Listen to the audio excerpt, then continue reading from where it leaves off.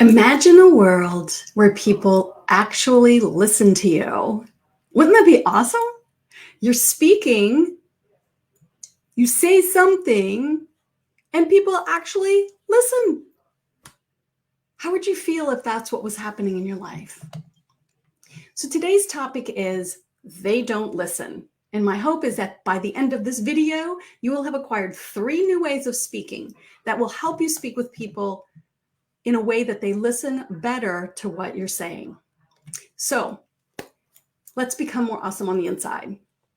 Point number 1 would be different definitions. So make sure you both have the same definition. There was a time, a long time ago, I brought a prop and I was cutting my boyfriend's hair. And he was like, I told you cut my hair over my ears. I was like, I am. Cut, cut, cut. He's like, are you cutting my hair over my ears? I'm like, yes, I am. Cut, cut, cut. And he's like, I think you're not. I think you're not doing it. So we get a mirror and everything and we look. So let's think about that for a minute. He wants me to cut his hair over his ears. So I'm going to ask you for your first impression. If you were cutting someone's hair, not that you need to be a stylist, but if you were cutting someone's hair and they said, cut my hair over my ears, where would you cut their hair? What is your first impression? Would you cut it over their ears? Or would you cut it over their ears, right? What was your first impression?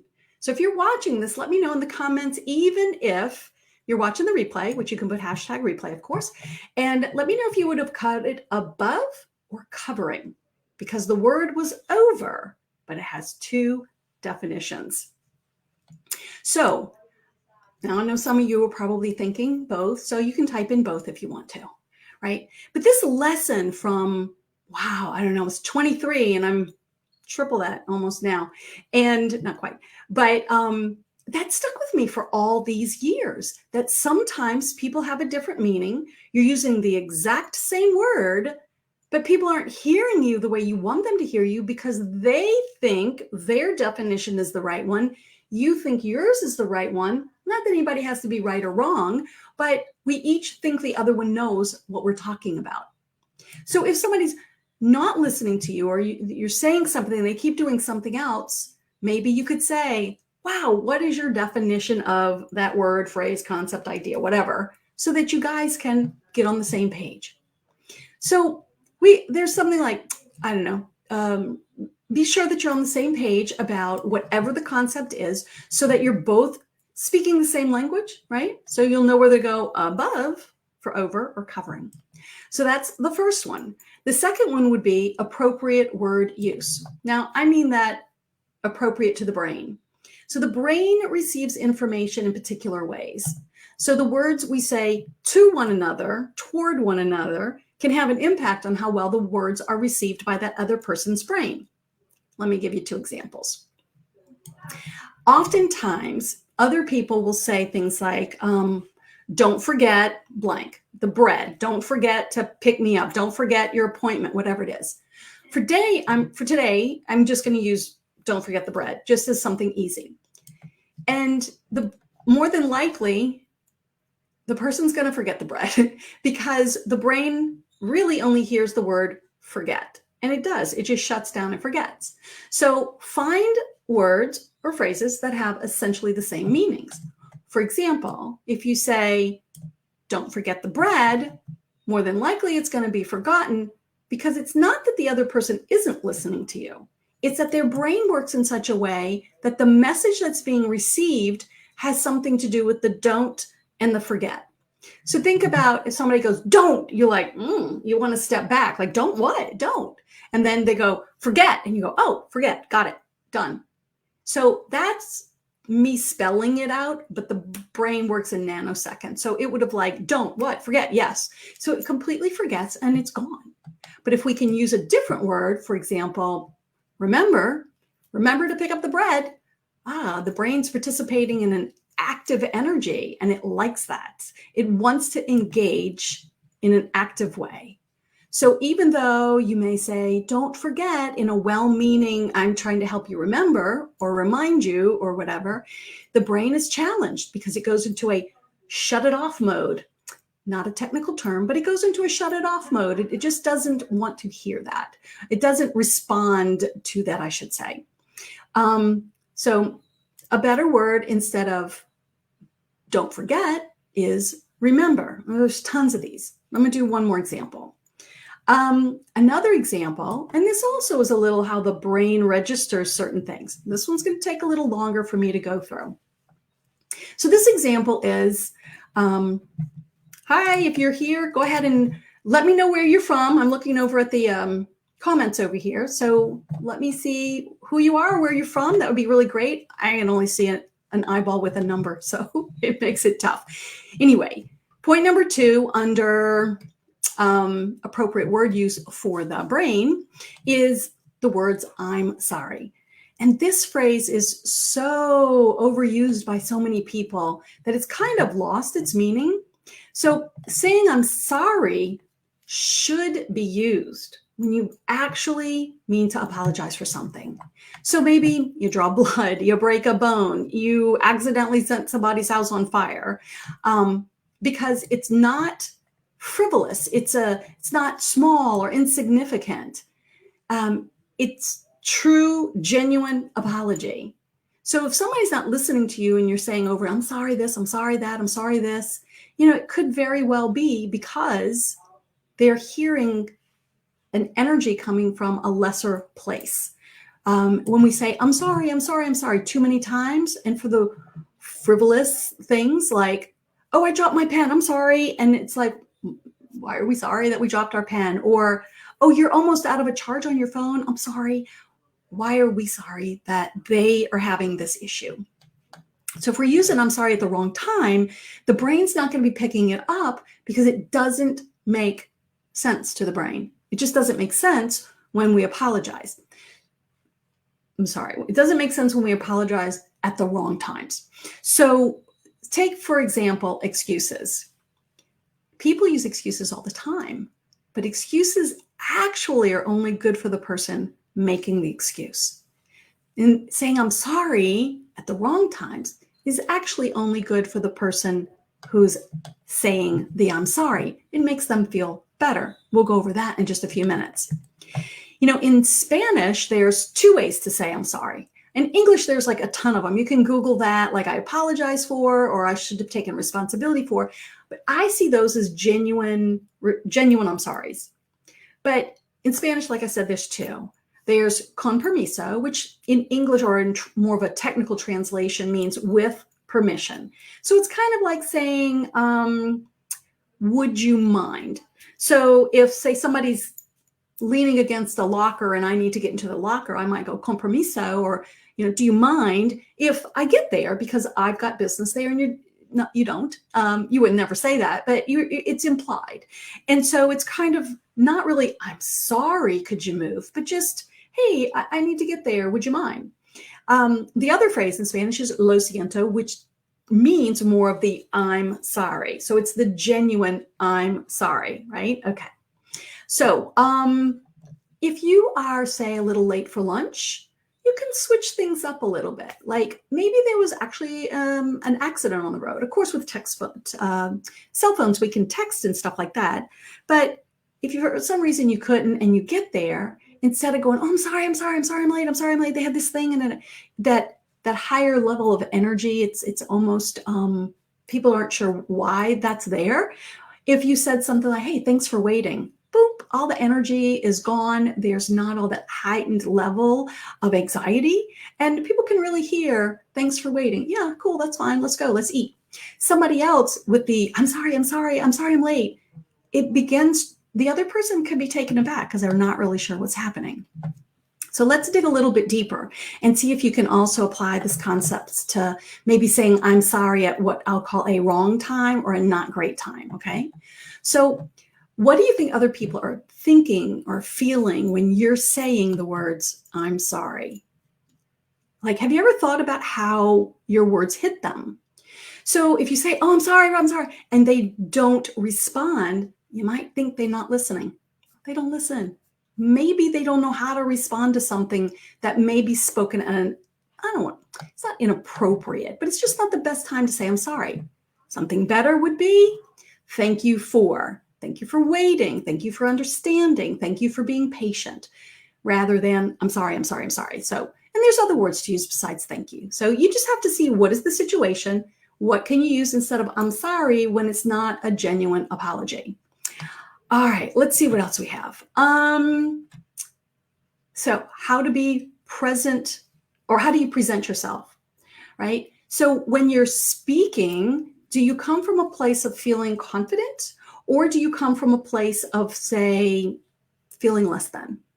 Because this may be a little hard to hear, but if you don't think you deserve to be heard, it's going to be really difficult to get other people to hear you when you don't even think you should be heard. And a lot of us have some of this, I'm not important, I don't matter. And that's just not true. But if you're feeling it, it feels true to you. And I get that. So let's go through a little bit of this, and I'll give you some solutions on the back end. Okay. If you go to someone and you're speaking in a very quiet, timid, shy, shut down voice, I mean, maybe you're a true introvert and that's just how you are. But a lot of people come from a place of, I'm going to speak like that because if I don't, they're going to get mad at me. I'm going to create a conflict, and there's going to be all kinds of other problems. That's not exactly a good way to be able to get people to listen to you. It challenges them. They're like, why are they acting like that? And they're not thinking that consciously. It's a little bit of a taken back. Another is, how are you physically? Are you hunching your shoulders like, oh, I hope you can hear my words? And then that is a physical visual of how a person will look at somebody else and think, why am I listening to this person? You know, do you get nervous and stumble over your words? And I'm not sure, and I hope you listen. And what we're doing is trying to get the other person to help us feel better about how we're feeling inside. So the brain, especially the other brain, is designed to notice things. Our brain is designed to notice things. So we look out there to notice what's going on. And we've got to be very observant to others and whatever's in our environment to make sure what the brain needs is to be safe, right? So a million years ago in caveman times, everything was safe unless it wasn't, right? So the brain heard what's called the negative brain bias, a whole long thing. But it was like if something sounded off, it would grab our attention, right? And so even though we don't need that in the same way today, we have a tendency to still use those innate qualities, which they are great qualities to have inside ourselves.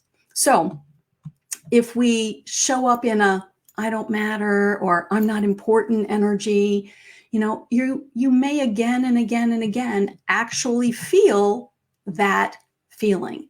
See, there it is again. I don't matter. Wow, there it is again. I'm not important. So it's not so much that you're not. It's a way of coming from the inside out to present yourself. We're going to get to the thing in just a minute. So the part about seeing how you actually are, right? What is your confidence level? What do you sound like when you say something? What is your body like, right? So I know people will say, well, just act more confident or pretend you're important or fake it till you make it, that sort of thing. But that's actually a really hard thing to do if you don't know how, right? Because if you don't have that frame of reference from which to pull, you may never have ever been given the kind of training or skills or encouragement to go from there. So in other words, you might need to learn some very specific skills within yourself to help you elevate your own dignity, respect, and worth. When we were little, we were hoping to get it from our parents. We're out the house now. The only people we can count on to give it to us is ourselves. And that's kind of like a good thing because you can do it anytime you want. You don't have to wait for another person to give it to you. All right, so in just a moment, I'm going to tell you how you can make that happen. Get some of those skills for free. All right, so let's go over what we covered. And those are the 3 reasons. 1, different definitions, right? So maybe two different people have two different definitions for the same word or phrase or concept, right? So just like the word over can mean above and over can mean covering, make sure that both of you have the same definition. And you can say something like, hey, could you share what you're thinking about that? Because I may have a different idea, right? So you can ask questions of the other person.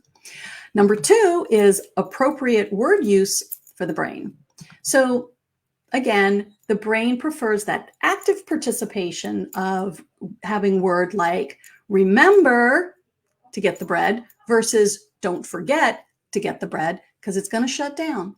So you can have full responsibility of that and decide, I'm not going to use the words don't forget anymore. I'm going to use words like remember, or thank you for picking up, or thanking you in advance, or some other word or phrase that you feel comfortable with to help the other person's brain say, I want to remember this, right? Okay. Also, our brains want to interpret what we're hearing. So when someone goes, oh, I'm sorry at the wrong time. I'm sorry I dropped my pen. Like, I don't know what to do with that. Think about if somebody says to you, oh, I'm sorry I dropped my pen. Okay. Like, I don't know what to do with it. The body's like, the brain is confused.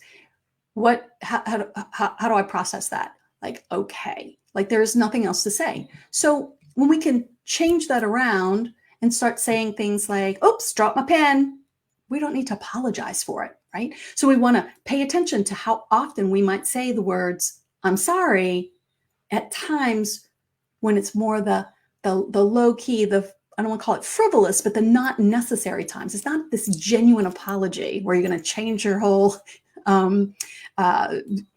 position on something, right? So if you do come in and you're late for, say, a lunch with a friend or a meeting or something, you can say, oh my gosh, thanks for waiting. If you're talking too much, instead of going, oh, I'm just rambling here, I'm so sorry, I'm rambling, you can say, thanks for listening. If you feel like you've been a little confused and like, oh, I'm so sorry, I'm confusing, you can say, thanks for understanding, or thanks for hearing me out, right? So we can thank people instead of trying to apologize all the time, right? That was number 2. Number 3 is, how are we presenting ourselves? So if you're concerned or curious about how you might look when you are trying to have a conversation with somebody or get a point across, you may want to record yourself and then see what you look like. And then try one little thing that makes you feel better. You don't have to change your whole world, just one little thing. And then maybe you catch that on, and then one more little thing. So it's just these little bitty, teeny tiny steps that you may be able to take that will actually begin to help you improve your confidence level, how you speak, how you stand. So maybe you're deciding physically, instead of like this, I'm going to try to stand up a little bit more. And then another time, if you get that, then maybe you could stand up a little bit more. And then maybe you can relax your shoulders and just stand and tell it. So little steps can take you somewhere. All right.